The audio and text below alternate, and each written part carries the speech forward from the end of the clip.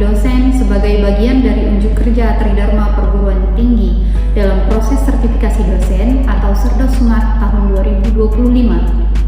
Perkenalkan, nama saya Inge Ayudia, dosen pada program studi pendidikan guru sekolah dasar Fakultas Keguruan dan Ilmu Pendidikan Universitas Samudra. Namun, untuk sementara saya dipindah membeskan untuk membantu dalam proses pendirian program studi baru, yakni program studi pendidikan Pancasila dan Kewarganegaraan, Fakultas Keguruan dan Ilmu Pendidikan Universitas Samudra.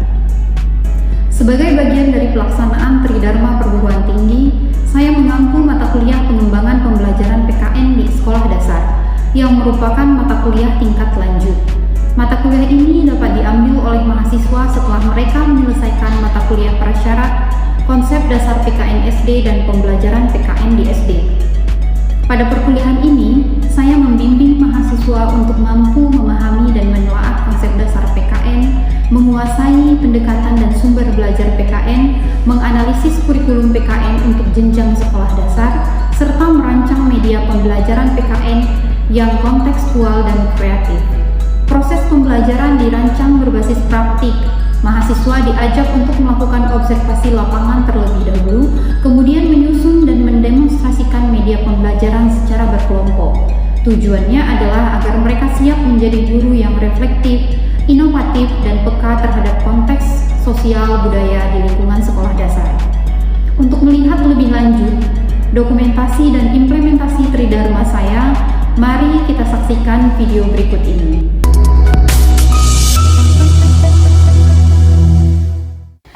Assalamualaikum warahmatullahi wabarakatuh. Waalaikumsalam warahmatullahi wabarakatuh. Selamat pagi, salam sejahtera untuk kita semua. Pagi, Bu. Bagaimana kabarnya hari ini? Alhamdulillah sehat, alhamdulillah baik. Nah, alhamdulillah hari ini kita masih bertemu di ruangan kelas kita, yaitu di PGSD dalam mata kuliah pengembangan pembelajaran PKN di SD. Nah, untuk hari ini, sebelum kita masuk ke materi kita hari ini, yaitu mendemonstrasikan hasil dari tugas yang Ibu berikan minggu lalu, ini Ibu sedikit mengulang mengenai kenapa ya kira-kira kita penting mempelajari pendidikan kewarganegaraan. Karena kan memang pendidikan kewarganegaraan ini tidak bosan-bosan Ibu katakan bahwa PKN ini bukan hanya di sini kita dapatkan, tetapi memang sebelum kalian masuk ke perguruan tinggi, yang kalian masih di SD, di SMP, di SMA, kalian sudah mendapatkan pendidikan kewarganegaraan. Nah, kira-kira apa yang muncul di kepala kalian ketika Ibu bertanya, kenapa ya kita penting belajar tentang pendidikan kewarganegaraan? Siapa kira-kira yang bisa? Kenapa nih kita harus belajar pendidikan kewarganegaraan gitu? Padahal dari SD, SMP, SMA kita sudah belajar. Kenapa di perguruan tinggi kita belajar lagi? Dan di perguruan tinggi pun bukan hanya di semester ini, bukan hanya di semester 5, tetapi di semester 1 kita belajar pendidikan Pancasila ya kan, MKU. Kemudian di semester 1 juga kita belajar konsep dasar PKN di SD. Kemudian pembelajaran PKN di SD. Nah, sekarang pengembangan pembelajaran PKN di SD. Kenapa harus begitu banyaknya kita belajar tentang PPKN, padahal materinya itu sama-sama aja gitu. Nah, siapa yang bisa? Apa nih yang ada di dalam pikiran kalian? Kenapa kita harus belajar ini gitu? Coba. Nah, namanya siapa? Zia, Bu. Zira, silakan Zira. Jadi Bu, menurut saya bukan kenapa kita harus belajar PPKN atau pendidikan kewarganegaraan. Nah, jadi kita ketahui tentang pendidikan kewarganegaraan, pastinya itu berkaitan dengan negara, dan juga dalam pendidikan kenegaraan itu atau PPKN itu ada norma dan aturan serta tata tertib, serta pastinya ada demokrasi. Nah, dengan belajar PPKN ini yang pastinya ada norma dan aturan, kita diajarkan dari SD, SMP, SMA dan seterusnya itu pastinya tetap dalam lingkup yang sama, yaitu tata tertib, norma, aturan gitu Bu. Jadi mau kemanapun kita pergi, ilmu PPKN itu bakalan tetap dipakai sampai kapanpun Bu. Biarpun nanti dia berubah-ubah, pembelajarannya atau tingkatannya itu tetap dengan satu jalan, yaitu mempelajari PPKN dengan tujuan yang sama gitu Bu. Oke, yang lain? Ada yang mau menambahkan? nggak ada lagi. Nah, tadi Zia sudah mengatakan bahwa kenapa kita penting nih belajar tentang pendidikan kewarganegaraan. Kita salah satu contohnya itu kita harus mengerti tentang bagaimana disiplin hidup. Kemudian bagaimana tata hukum, taat hukum, bagaimana hak dan kewajiban kita sebagai warga negara. Kemudian norma dan aturan-aturan yang berlaku. Nah, contohnya nih, kalian nih ke PGSD jadi calon-calon guru SD nantinya. Nah, di PGSD itu punya peraturan, misalnya menggunakan seragam gitu ya kan. Jadi hari Senin, Selasa ada seragamnya, Rabu, Kamis ada seragamnya, Jumat, Sabtu ada seragamnya gitu. Ya, itu merupakan salah satu contoh kenapa kita harus menjadi warga negara. Nah, di dalam pendidikan kewarganegaraan seringkali ibu ulang bahwa bukan hanya belajar tentang Pancasila, tentang kemerdekaan, tentang warga negara, tetapi di dalamnya kita juga belajar tentang bagaimana menjadi karakter yang baik. Bagaimana menjadi karakter yang baik. Karakter itu sama-sama sudah kita ketahui bahwa itu adalah tabiat seseorang, sifat yang memang sudah ada, ya, sudah melekat di diri kita. Tapi walaupun sudah ada di diri kita, sudah melekat di diri kita, kita dapat mengubahnya. Apakah karakternya akan menjadi baik, apakah karakternya akan menjadi buruk gitu. Ya, bisa dipahami ya? Nah, kemudian minggu lalu kita juga sudah belajar bagaimana pengembangan pembelajaran PKN, yaitu dengan memanfaatkan teknologi dan inovasi. Nah, sebagai calon guru SD harus berinovasi, harus berkembang. Kalau misalnya sekarang ini kita sering ke lapangan itu, kita temukan bahwa pembelajaran PKN pasti sangat membosankan, sangat bosan, karena PKN ini tidak lepas dari pendidikan IPS, sosial, dari sosiologi, dari geografi, dari sejarah. Jadi orang-orang sosial itu kan banyak bercerita, banyak berbicara gitu, banyak ceramah gitu, tanpa praktek. Nah, bagaimana caranya? Kenapa ibu berikan tugas di minggu lalu itu untuk turun ke lapangan dengan membawa kuesioner itu? Gunanya untuk kalian melihat bagaimana kendala-kendala yang didapat di lapangan gitu. Apakah pembelajarannya? Tapi memang rata-rata yang ibu periksa bahwa guru PKN itu pasti menggunakan metode ceramah, ya kan? Pasti menggunakan metode ceramah, pasti bercerita gitu. Nah, ini kalian sebagai generasi penerus bangsa, sebagai calon guru SD harus melek teknologi, nggak boleh gaptek, ya.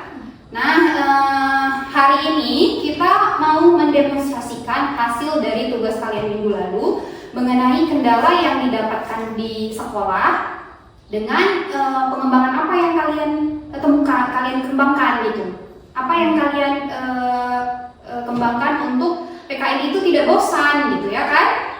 Nah, jadi siapa yang mau maju duluan untuk mendemonstrasikan tugasnya? Saya. Boleh, silakan. Zahra. Iya. Boleh satu orang bantu ibu untuk apa namanya ini? Ya, coba satu orang bantu ibu untuk mengubah ininya. Bisa ya, coba. Jadi yang lain kalau misalnya bisa boleh. Bisa. Jadi yang lain tolong diperhatikan agar dapat memberikan revisi-revisi untuk perbaikan media dari yang Zahra telah buat gitu ya. Tolong diperhatikan. Sudah buat kan? Sudah. Kecil baca orang ini.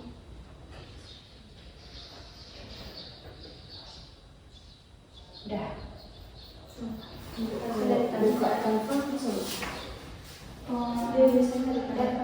Oh, dari kantor ya. Coba anda lagi. Dia bisa. Nanti harus kita buka ini ya.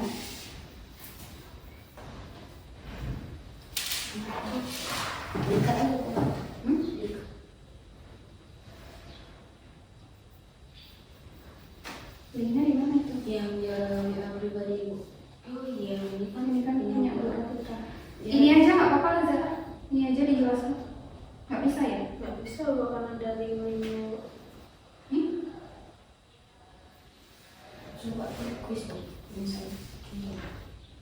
Oh bisa bu, bisa. Ya.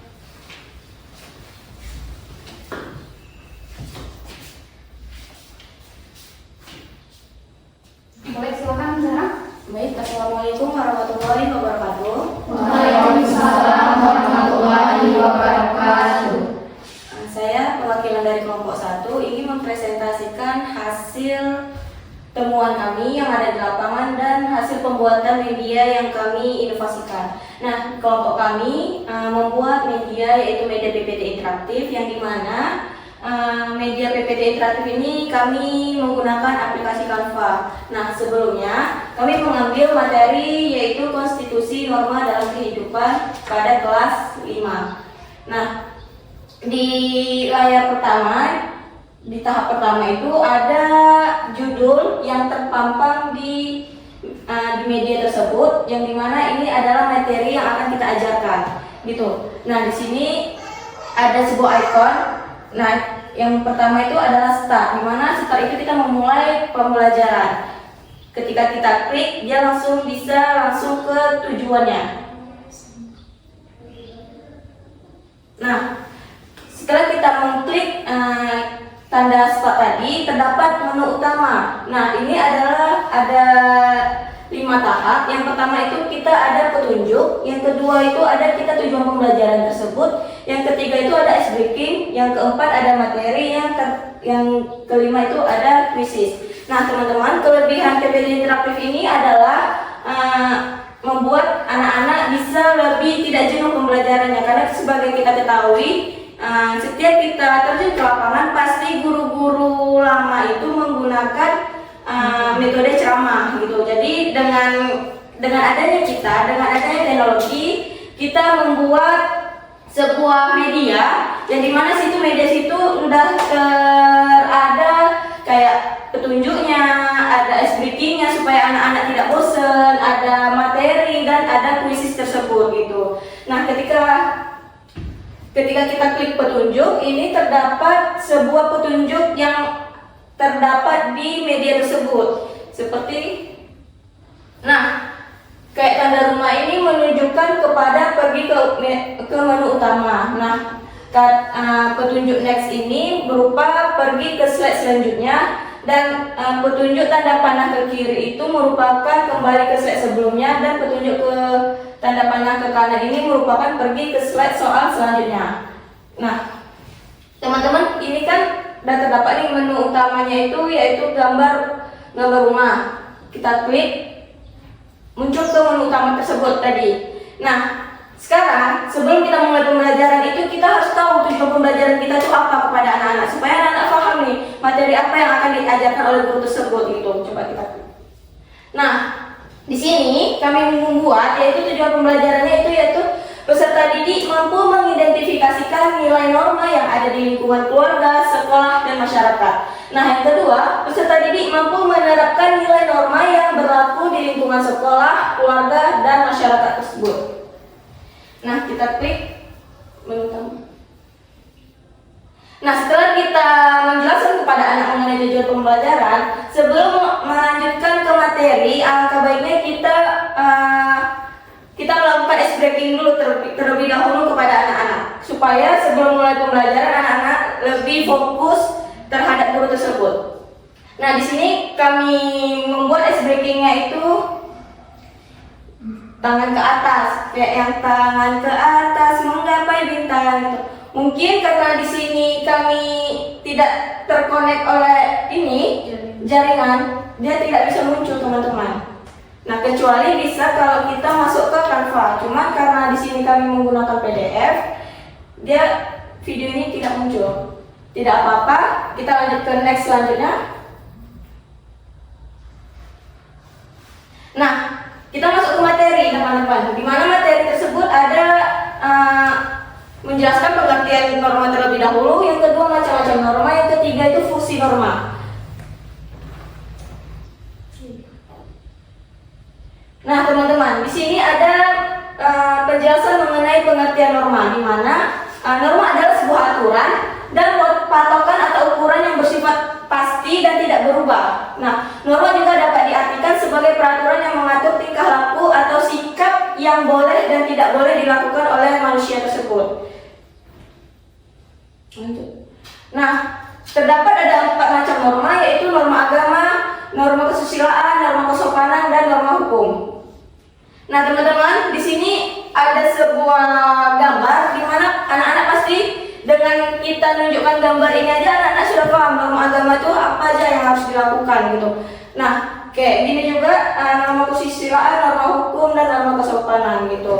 Nah, teman-teman, di media PPT interaktif ini kita bisa memasukkan gambar, terus tuh suara, terus tuh pun kita bisa melakukan sebuah ikon-ikon yang ada terdapat di kanvas tersebut untuk menarik perhatian siswa tersebut gitu. Jadi anak-anak melihat layar ke depan itu tidak bosan. Biasa kan anak-anak itu menggunakan buku paket aja. Nah, biasa kan kita ketahui buku paket itu hanya sebuah tulisan saja ya kan teman-teman. Tetapi setelah kita inovasikan supaya anak-anak itu tidak bosan, kita membuat kayak sebuah gambar-gambar yang menarik perhatian mereka gitu. Lanjut. Nah, teman-teman, yang pertama kita harus menjelaskan dulu apa itu norma agama kepada anak-anak. Nah, norma agama adalah aturan yang sumbernya dari Tuhan Yang Maha Esa, bersih perintah dan larangan bagi penganutnya. Next. Nah, yang kedua itu ada pengertian norma kesusilaan. Penjelasan ketiga ada norma kesopanan, dan yang keempat ada norma hukum. Nah, setelah kita menjelaskan apa itu norma, kita harus juga tidak lupa menjelaskan tuh fungsi norma kepada peserta didik tersebut. Nah, di sini ada 3 fungsi norma, yaitu yang pertama terciptanya kehidupan aman dan tertib dalam bermasyarakat.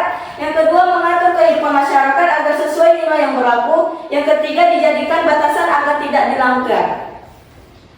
Nah, setelah kita menjelaskan mengenai materi, kita lanjut ngasih kuis kepada anak-anak. Nah, jadi di sini kita bisa langsung satu media aja, tapi banyak yang bisa kita gunakan kepada anak, banyak yang bisa kita sampaikan kepada anak-anak itu. Nah, di sini saya sudah membuat kuis kepada. Nah, ada beberapa soal yang ada di sini. Teman-teman ada yang mencoba? Terus kepada Swiss. Nah, yang di pertama ini kan ada mengenai soal yang pertama itu, soalnya itu yaitu kebiasaan atau aturan yang menjadi pedoman berperilaku dalam kehidupan sehari-hari disebut dengan A. Nilai, B. Sopan santun, C. Hak dan kewajiban, D. Norma. D, Bu. D, coba kita cek apakah benar? Ya, benar. Tepuk tangan dulu. Nah, berikutnya kita juga teman-teman. Jadi guru itu tidak hanya ngasih soal terus tuh suruh anak-anak nulis gitu, enggak. Kita bisa mengajak siswa juga untuk bermain di sini. Bermain dalam arti kita menjawab soal yang ada di sini gitu. Kayak seperti sus. Ada lagi mencoba sekali lagi? Risma? Boleh. Coba soal nomor 2 yaitu Arul masih kelas 5 SD, tetapi sudah bisa mengendarai motor. Ketika mengendarai motor di jalan raya, polisi menghentikannya dan memberikan surat peringatan kepada Arul. Peringatan tersebut karena yang dilakukan Arul adalah melanggar Norma hukum, Bu. norma hukum. Coba kita cek. Ya, benar, bukan.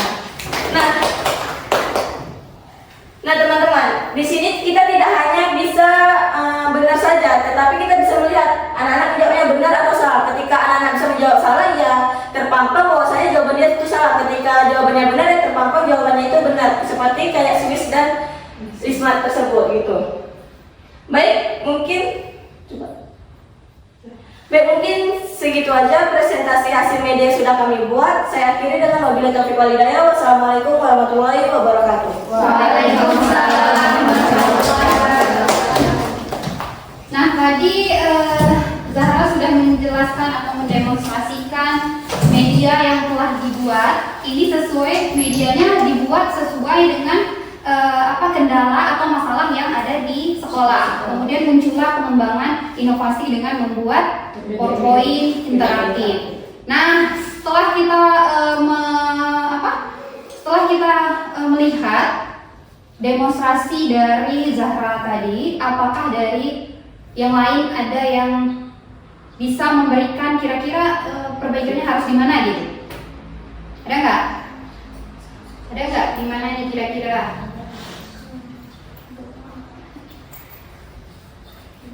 Tadi Zahra sudah menjelaskan bahwa di dalam PowerPoint interaktif ini ada petunjuk, ada tujuan pembelajaran, ice breakingnya, materi dan kuis, sudah sangat lengkap gitu ya. Nah, kira-kira dari segini banyaknya ada 24 slide, apakah ada yang perlu direvisi atau ada masukan-masukan untuk perbaikan media PPT interaktif ini? Ada nggak? Atau ibu mau bertanya, kira-kira interaktifnya di mana? Ini kan PPT interaktif kan? Interaktif itu apa? Interaktif apa? Interaksi ya kan? Nah, jadi di mana kira-kira letaknya? Yang pas bagian siswa yang menjawab soal Kuis.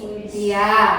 Jadi di dalam PPT interaktif yang ini yang membuat interaksi siswa dengan guru berinteraksi itu di kuisnya. Jadi siswa bukan hanya duduk di bangku saja untuk jawabnya, tapi boleh mengakses sendiri kira-kira jawaban yang benar yang mana ya gitu. Jadi ikut beraktif, ikut partisipasi gitu, ya. Kemudian apa nih kira-kira lagi yang perlu diperbaiki? Warnanya Bu, Warnanya kenapa? warnanya harus disesuaikan dengan kontras kecerahannya gitu, nggak usah terlalu terang dalam itunya, background PPT interaktifnya. Oke, berarti Di backgroundnya bagian tadi Bu ada terlalu cerah. Nah, seperti ini gue di kuis. Oh, Ini iya. terlalu cerah kali Bu, warnanya. fontnya juga terlalu kecil. Iya, ini harus disesuaikan. Ini soalnya kan kecil, ini jawabannya pilihan jawabannya besar gitu. Jadi perlu diperbaiki lagi.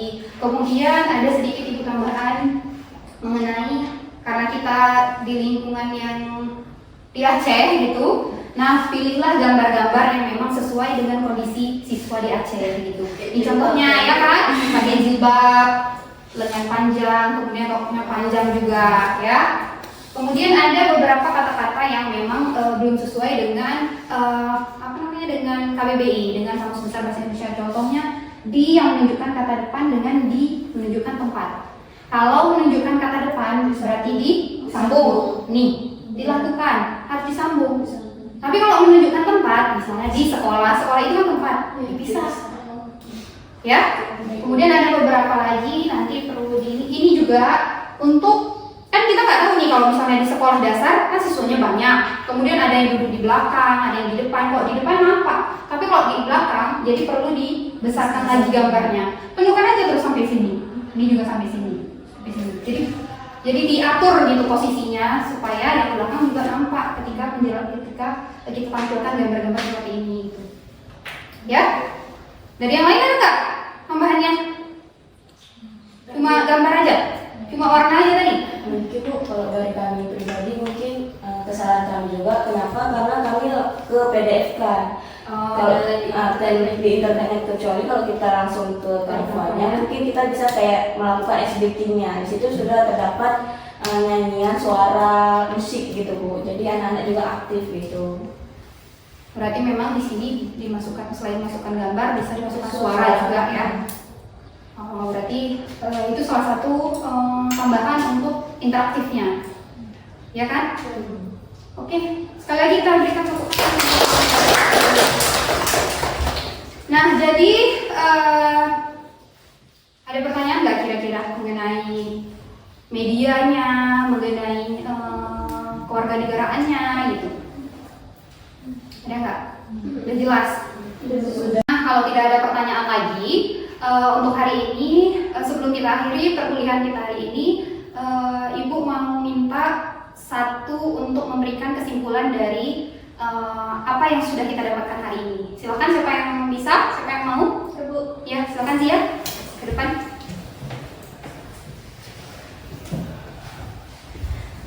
Nah, jadi teman-teman, kesimpulan dari pembelajaran hari ini kita dapat mengetahui nih, kita mendapatkan inovasi baru dari teman kita tadi Fatimah Zahra bahwasanya dengan membuat sebuah media dalam berbentuk PPT interaktif tadi dapat sangat membantu proses pembelajaran di sekolah, di mana seperti yang kita ketahui di sekolah itu rata-rata masih menggunakan metode yang sama, yaitu ceramah. Apalagi di pembelajaran PPKN ini itu masih sangat-sangat membosankan, apalagi bagi siswa sekolah dasar. Nah, dengan menggunakan PPT interaktif ini, siswa dapat lebih termotivasi untuk belajar, di mana kita dapat melihat di PPT interaktif ini terdapat banyak warna, banyak gambar, dan juga ada kuis-kuis serta suara-suara pengisi yang dicantumkan dalam PPT, sehingga pembelajaran pun dapat dilaksanakan dengan sangat efektif. Nah, mungkin segitu aja, Bu. Baik, Terima kasih. Nah, tadi kita sama-sama sudah mendengarkan kesimpulan dari pembelajaran kita hari ini. Semoga pembelajaran kita hari ini dapat diterima ya. Kemudian bukan hanya dipelajari tapi dapat diimplementasikan ketika kalian berada di lapangan gitu ya.